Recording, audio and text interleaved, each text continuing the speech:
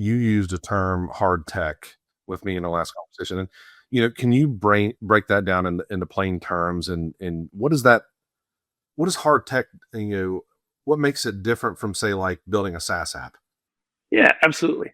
So when you build out a software system, your world is defined by the bounds of what a computer can do, what a network can do, and how you're going to interact with your human customer.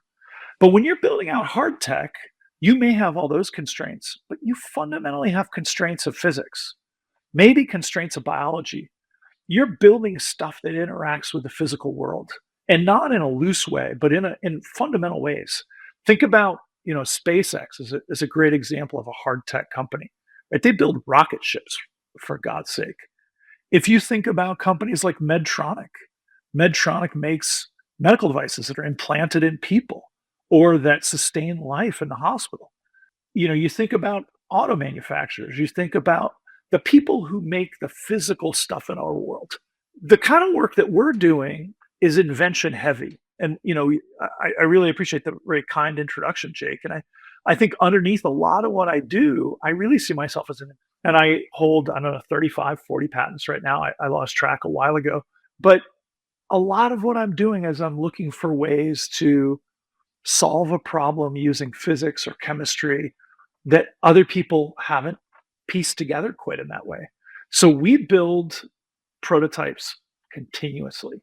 Our team right now is about to buy its third 3D printer, and those things are running almost 24/7.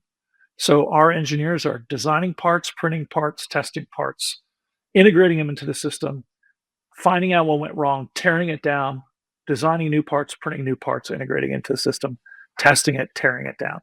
That's very different. In a software sense, you're doing that, but it's not messy. You're doing a new build, you're making some changes to the code base, you're seeing how they interact, but you're not working with thousands or tens of thousands or hundreds of thousands of dollars worth of supplies and equipment to do that testing in the same way. We work with a fluid in some of our experiments that costs on the order of $1 a milliliter. Okay, so a teaspoon is 10 milliliters. So if you spill a teaspoon of this stuff on the floor, you just dumped $10. When you drop, when you drop a teacup full, it's a whole lot more than that. So we just operate with a different set of constraints and a different set of problems.